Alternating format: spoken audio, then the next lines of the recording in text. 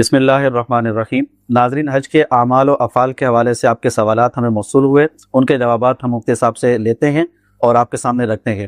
آپ کے ہی چند سوالات ہمیں موصول ہوئے ہیں حجر اسود کے حوالے سے یا دیگر افعال جو وہاں پر کیے جاتے ہیں۔ حاجی یا عمرہ کرنے والے افراد وہ افعال کرتے ہیں جو کچھ صحیح ہیں، کچھ غلط ہیں۔ تو آج ہم مفتی صاحب کے سامنے وہ سارے سوالات رکھتے ہیں کہ کون کون سے معاملات ہمارے دین نے ہمیں بتائے ہیں، نبی علیہ الصلوۃ والسلام نے ہمیں تعلیم فرمائے ہیں، اور کون سے معاملات ہمارے نبی علیہ الصلوۃ والسلام سے ثابت نہیں ہے۔ سر، حج کا سلسلہ ہمارا چل رہا تھا اور ناظرین کے کئی سوالات ہمیں موصول ہو گئے تھے۔ ایک بہت مشہور سوال ہے، وہ یہ ہے کہ حجر اسود ایک جنتی پتھر ہے۔ ہر ایک کا یہی ذہن ہے، روایات بھی سنی ہیں، ترمذی کی روایات بھی بیان کی جاتی ہیں کہ یہ جنت سے آیا ہوا پتھر ہے اور جنتی پتھر ہے۔ اب حاجیوں کا بھی ذہن یہ ہوتا ہے، پوری دنیا میں تقریباً یہی ذہن ہے۔ تو اب یہ سائل ہمارے سوال یہ کر رہے ہیں کہ آپ بتائیے کہ کیا یہ روایت درست ہے کہ یہ حجر اسود جنت سے آیا ہوا پتھر ہے؟ دیکھیں، پوری دنیا میں مشہور ہے، ایسا تو نہیں ہے۔ جتنے بھی محققین علماء کرام ہیں وہ جانتے ہیں کہ کون سی چیز ہمارے دین میں ثابت ہے، کون سی چیز ثابت نہیں ہوتی ہے۔ ہم جب بھی نسبت کر رہے ہیں کسی بھی چیز کی اللہ تعالیٰ کی طرف، اس کے نبی علیہ السلام کی طرف یا دین اسلام کی طرف، اس میں احتیاط کا تقاضا ہوتا ہے کہ ہم نے ہر لحاظ سے احتیاط برتنی ہے۔ اور یہ ایک روایت آئی ہے، امام ترمذی اس کو لے کر کے آئے ہیں کہ جو حجر اسود ہے یہ جنت کا پتھر ہے۔ اس روایت پہ امام ترمذی لکھ کے چلے گئے کہ حدیث ان کے نزدیک صحیح روایت۔ تو یہ وہ وجہ ہوئی ہے کہ یہاں سے آغاز ہوا ایک غلط فہمی پھیلنے کے حوالے سے کہ چونکہ امام ترمذی جو ہے، محققین علماء کرام ذکر کرتے ہیں، وہ متساہل ہے کسی بھی حدیث کی تصحیح کے اندر، یعنی فقط امام ترمذی کی تصحیح مل جائے تو صرف قابل اعتماد نہیں ہوتی جب تک اس کو ریوزٹ یا اس کی دوبارہ سے تحقیق نہ کر لی جائے۔ اس روایت کی جس وقت دوبارہ سے تحقیق کی گئی تو پتہ چلا کہ جتنے بھی طریق اس کے درق اویلیبل ہیں، اس میں سے کوئی ایک طریق بھی ثابت نہیں تھا، بلکہ ان سب کے اندر گڑبڑ تھی، اور راجح یہ ہے کہ اسرائیلی مواد تھا جو ہم تک منتقل ہوا ہے۔ یہی وجہ ہے کہ بعد میں آنے والے بہت سے علماء ہیں، محققین ہیں، جنہوں نے ان روایتوں کو بالکل قبول نہیں کیا، اس کو رد کیا۔ ہاں، یہ ضرور ہے کہ ایک غلط فہمی ہو جاتی ہے، جیسے محقق شعیب ارناؤت جو تھے، جنہوں نے مسند احمد بن حنبل کی تحقیق کی تھی، انہوں نے اس روایت کو یا یہ جو جملہ ہے کہ جنتی پتھر ہے، اس کو صحیح قرار دیا تھا، لیکن ہوا یہ کہ اپنی ہی زندگی کے اندر وہ بھی متنبہ ہو گئے تھے کہ یہ غلطی ہے، تو انہوں نے رجوع کر لیا تھا، اور بعد میں واضح طور پر ذکر کر کے گئے کہ یہ روایت ثابت نہیں ہے، اس سے میں رجوع کرتا۔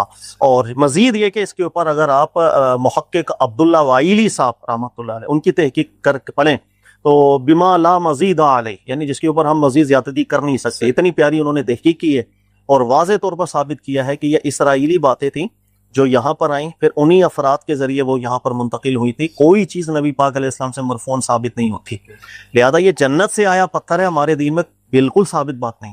جب ثابت نہیں ہے تو ہمیں نسبت نہیں کرنی چاہیے، ہمیں اس میں احتیاط برتنی چاہیے تاکہ ایک غلط نسبت اللہ کی طرف، اس کے نبی علیہ السلام کی طرف نہ ہو۔ ٹھیک ہے، مطلب یہ نارملی پتھر شمار کریں گے، اس کو بعد میں تعمیر کرتے ہوئے اس کو اندر لگا دیا گیا۔ اللہ بہتر جانے، بس ایک پتھر ہے، لیکن جنت سے آیا پتھر ہے، ہمارے پاس کوئی ثبوت نہیں ہے اس کا۔ اچھا، ایک اور روایت بیان کی جاتی ہے، وہ بھائی نے سوال کیا ہے کہ یہ جو حجر اسود ہے یہ زمین پر اللہ کا یمین ہے، یعنی اللہ کا ہاتھ ہے، اللہ کی ایک نشانی ہے۔ تو اب یہ روایت بھی وہ بیان کر رہے ہیں کہ یہ بھی ہمارے یہاں مشہور ہے، تو کیا یہ روایت درست ہے؟ دیکھیں، یہ بات وہی ہے کہ کوئی بھی روایت جب ہمارے پاس آتی ہے تو اس کا ایک پروسیس ہے پورا۔ اہل کتاب میں جب بھی روایتیں آئی تھیں تو ان کے پاس کوئی بھی میکینزم نہیں تھا یہ بھائی کسی روایت کو ہم نے چیک بھی کرنا ہے یا نہیں کرنا۔ اس امت کا یہ خاصہ اللہ رب العزت نے رکھا کہ اس کے اندر قرآن نے یہ رہنمائی دی تھی، ان جاءکم فاسق بنبأ فتبینوا، کہ جب کوئی ناقابل اعتبار شخص کوئی آگے بات کر رہا ہے تو اس کی پوری تحقیق کی جائے۔ ٹھیک ہے، تو صرف ہمارے یہاں ایسا ہوا کہ نبی پاک علیہ الصلوۃ والسلام سے منسوب باتیں جو بعد میں آئیں ہیں، ہر ایک بات کی تحقیق کی گئی، اس کی سند میں، اس کے متن میں، کہ کہاں کچھ پرابلم تو نہیں آ رہی ہے، کہیں ہم بعد میں ایسی چیز کو دین سے منسوب کر دیں جو دین میں نہیں۔ ٹھیک ہے، تو یہ خاصہ اس امت کا ہے۔ یہ جو روایت آپ نے بیان کی ہے کہ یمین اللہ فی الارض، بدقسمتی ہمارے یہاں صرف یہ ہے کہ یہ جو روایت ہے زبان زد عام ہے، بڑے بڑے محققین بھی، مطلب نام نہاد محققین بھی اس کو ذکر کرتے ہیں، تفسیروں میں بھی لکھ کے چلے جاتے ہیں، جس کا خلاصہ یہ کہ یہ جو پتھر ہے یہ یوں سمجھ لیں کہ جیسے اس دنیا میں مثالی طور پر اللہ کا ہاتھ ہے، کہ جس وقت ہم جاتے ہیں کعبۃ اللہ شریف کے اندر اس پتھر پر ہاتھ رکھتے ہیں تو ایسا ہے جیسے ہم نے اللہ کے ہاتھ پر ہاتھ، ایک مثال ہے کہ ہم نے اللہ کے ہاتھ پہ ہاتھ رکھ کے دوبارہ سے جتنے وعدے ہیں جو قرآن پاک کے ذریعے ہوا میثاق، اس کی ایک یاد دہانی کے طور پر۔ بات یہی ہے کہ ہم جب کسی چیز کو منسوب کر رہے ہیں اللہ کی طرح، کیا وہ بات ثابت ہے؟ دو ہی طرح ثابت ہو سکتی ہے۔ نمبر ایک، یا تو قرآن پاک میں اللہ نے ذکر کیا، نمبر دو، یا رسول اللہ صلی اللہ علیہ وسلم کی نسبت سے ایک بات اس انداز میں آئی تھی کہ نہ اس کی سند میں کوئی اعتراض تھا، نہ اس کی متن میں کوئی اعتراض تھا، قرآن اس کی تصدیق پہ کھڑا ہے۔ دو ہی صورتیں ہو سکتی ہیں کسی بات کو قبول کرنے کے لیے۔ بدقسمت یہ کہ یہ روایت بھی ان روایتوں میں داخل ہے کہ جو یکسر علماء نے ذکر کیا کہ باطل درجے کی روایت، بالکل قبول نہیں کر سکتے۔ نمبر ایک، یہ محقق ابن جوزی کو بھی آپ پڑھ لیں، علل کے اندر وہ واضح لکھ کے گئے ہیں کہ حدیث بالکل باطل، غالباً وہ شاید موضوع ہونے کی طرف گئے ہیں جو مجھے حافظے میں بات آ رہی۔ امام ذہبی کو بھی دیکھ لیں، وہ بھی ذکر کرتے ہیں یہی۔ محقق ابن عربی مالکی رحمۃ اللہ علیہ کو آپ دیکھ لیں، انہوں نے صراحتاً ذکر کیا کہ اس قدر باطل ہے لا یلتفت الیہ، یہ کہیں مل جائے تو اس کو دیکھنا بھی نہیں، اس قدر درجے کی باطل روایت ہے۔ اس کے علاوہ محقق شیخ ابن تیمیہ رحمۃ اللہ تعالی علیہ کو ذکر پڑھ لیں۔ اس کے علاوہ جتنے بھی محققین آئے متفقہ طور پر ذکر کر کے کہیں گے الفاظ ہمارے دین میں بالکل ثابت نہیں ہے، نہ اللہ کی طرف سے نہ رسول اللہ صلی اللہ علیہ وسلم کی طرف سے۔ تو میں اگر کوئی بات کر رہا ہوں جب وہ چیز ثابت ہی نہیں اللہ سے، اس کے نبی علیہ السلام سے، تو میں کیسے جسارت کر رہا ہوں ایک چیز کی نسبت، اتنا بڑا دعویٰ کر کے کہ یہ پتھر اس دنیا میں اللہ تعالیٰ کی یمین کی مثل ہے کہ ہم اس پر گویا کہ ایک مثالی طور پر ہاتھ رکھ کے اپنے عہد کر رہے ہیں، اللہ سے عہد کر رہے ہیں بغیر۔ میں اتنی بڑی بات اللہ قرآن پاک میں منع فرماتے ہیں۔ یہود و نصارہ کی یہ حرکتیں تھی کہ تقولون علی اللہ ما لا تعلمون، وہ اللہ کی نسبت سے وہ باتیں کرتے تھے جو اللہ سے ثابت نہیں ہوتی، نہ اللہ نے کہی نہ ان کے نبیوں نے کہی۔ یہ خاصہ اہل کتاب کا راہ تھا، ان کی شرارتیں، ان کے برے اعمال۔ بدقسمتی سے ہم میں بھی وہ منتقل ہونا شروع ہو گئے، اور ہم بھی وہ نسبتیں کر دیتے ہیں کہ وہ جو نہ ثابت ہوتی ہیں بلکہ جھوٹ ہوتی ہیں، کہ جھوٹ باندھا ہوا آتا ہے لوگوں نے، ہم پھر بھی اللہ کی نسبت سے بیان کر، ہمیں احتیاط کرنی چاہیے۔ سر یہاں پر آپ سے سوال دوبارہ وہی کروں گا کہ جو اردو مفسرین ہیں ان میں کئی ایک نے اس کو تفسیر میں شامل کر دیا ہے، یعنی اس روایت کو بھی انہوں نے، جیسے آپ نے کہا نا کہ یہ تعویل کی ہے، یا اردو کے مفسرین نے کی ہے۔ میرا سوال یہ ہے کہ اردو ہمارے یہاں بہت چلتی ہے، ظاہر سی بات تقریباً اردو پڑھتے ہیں، اب ان لوگوں کا جو ذہن بنے گا اس کا گناہ کس کے ذمہ پر ہوگا، یا جس نے یہ تفسیر کی ہے کیا اس کو ذمہ داری نہیں نبھانی چاہیے تھی کہ اس روایت کی تحقیق کر لیتے؟ دیکھیے صرف اردو مفسرین نے نہیں، ماضی میں بہت سے عربی کتابوں کے اندر بھی یہ روایت ذکر کر دی گئی، لیکن نہ دیکھا گیا سند ٹھیک ہے، نہ دیکھا گیا اس کے متن میں کتنے بڑے عیوبات ہیں، کہ کس بندے نے کیا بات بنائی تھی اور کیوں بنائی تھی، وہ پکڑا گیا کیوں پکڑا گیا، کیسے جھوٹ بنایا اس نے، پوری تحقیق پتہ نہیں تھی، تو غلطی ہو گئی۔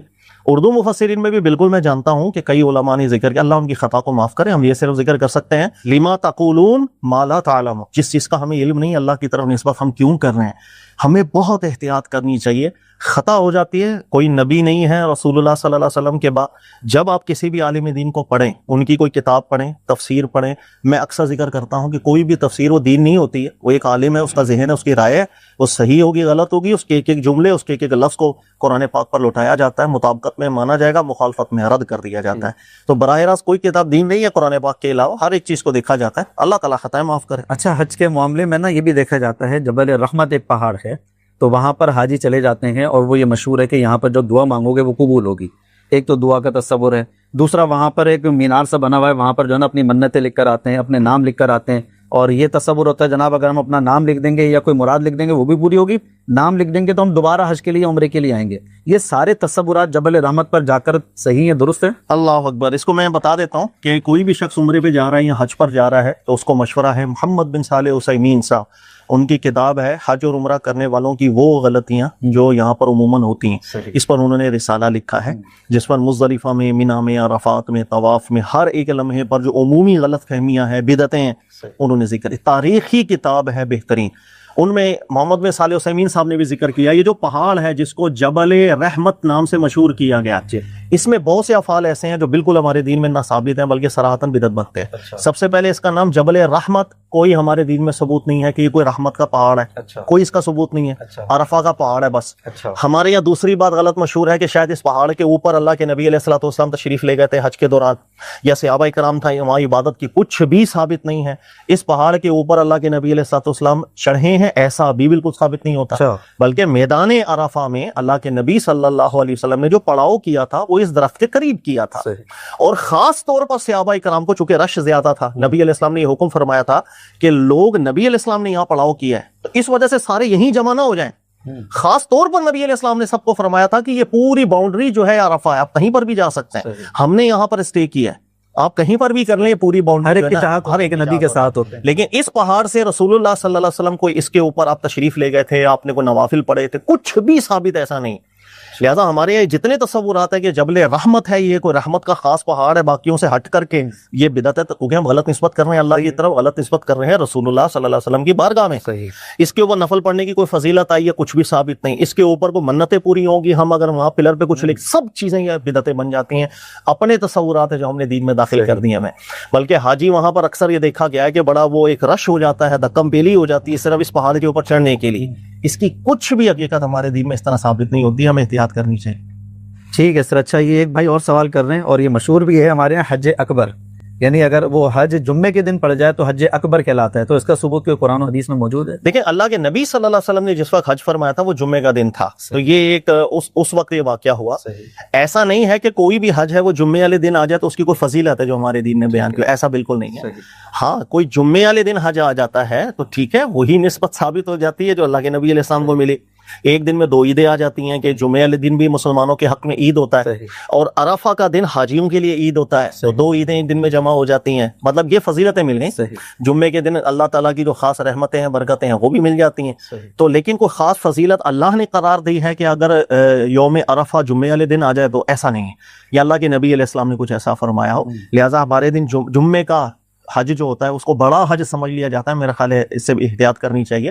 وہ یہ عمومی فضیلتیں ہیں جو میں نے ذکر کر دی، خصوصی طور پر کوئی اللہ کی طرف سے رہنمائی ہے یا رسول اللہ صلی اللہ علیہ وسلم کی طرف سے کوئی ایسا بالکل نہیں ہے. اس میں بھی ہمیں احتیاط چاہیے. بارہ ٹھیک ہے سر، یہ تو اچھے طریقے سے سمجھ میں آ گیا. سوالات اور بھی بہت سارے ہیں لیکن اس کو پھر اگلے پروگرام میں کر لیتے ہیں، ٹائم زیادہ نہ ہو جائے. مجھے تھوڑا سا یہ سمجھائیے کہ حج اکبر اور حج اصغر یہ ہماری کتابوں میں نام آیا ہوا تو ہے، کیوں اس کو الگ الگ کیا جاتا ہے حج اصغر حج اکبر کو؟ کتابوں کے اندر آیا ہے وہ حج اکبر حج اصغر اس حوالے سے نہیں آیا، بلکہ جو حج ہوتا ہے نا جو ہم ذی الحجہ میں ادا کرنے جاتے ہیں اسے حج اکبر کہا جاتا ہے. جو عمرہ ہے اسے حج اصغر کہہ دیا جاتا ہے. وہ بھی ایک طرح کا سفر ہے. دیکھیں اگر آپ عمرہ کرنے بھی جا رہے ہیں تو اسی طرح ایک لمبا سفر کر کے جائیں گے، احرام پہنیں گے اور عمرہ کریں گے، اور حج بھی دور لمبا سفر ہوتا ہے، تو اس سے عمرے کو ہی حج اصغر صحیح اور حج کو حج اکبر وہ اس اصطلاح میں نارملی کہا جاتا ہے، فقہاء کی اصطلاح میں بھی کہا جاتا ہے. یہ مراد نہیں ہوتا کہ جمعے والے دن جو حج آئے گا وہ کوئی الگ حج ہے یا عام دنوں میں جو حج آئے گا وہ الگ ہے. ایسا نہیں ہے، وہ حج اکبر اصغر الگ اصطلاح ہے. ٹھیک ہے سر، بہت شکریہ. یہ سوالات اور بھی سوالات آئے ہوئے ہیں، باہر سے کئی لوگوں نے سوالات کیے ہیں اور میقات کے حوالے سے بھی بہت سارے سوالات ہیں. کچھ کانسیپٹ ان کا کلیئر نہیں ہے لوگوں کا، تو وہ بھی آپ سے سوالات کرنے ہیں، پھر انشاءاللہ اگلے پروگرام میں کرتے ہیں. جی ناظرین، تو آپ نے سماعت فرما لیا. آپ کے سارے سوالات ہم نے مفتی صاحب کے سامنے رکھ دیے ہیں. تقریباً اسی سے ملتے جلتے سوالات تھے، وہی ہم ترتیب دے دیتے ہیں، پھر مفتی صاحب کے سامنے رکھتے ہیں اور مفتی صاحب سے اس کے جوابات لیتے ہیں. آخر میں اعلان سماعت فرما لیجیے. انشاءاللہ 29 جون سے ہمارا ایک اور نیا کورس اسٹارٹ ہونے جا رہا ہے. ایڈمیشن اس کے چل رہے ہیں. اگر آپ بھی اصول تفسیر، اصول حدیث اور استدلال سیکھنا چاہتے ہیں، مفتی صاحب کے علم سے فیض لینا چاہتے ہیں، تو اس کورس میں ایڈمیشن لے سکتے ہیں. آپ کی اسکرین پر نمبر آ رہا ہے. السلام علیکم ورحمۃ اللہ.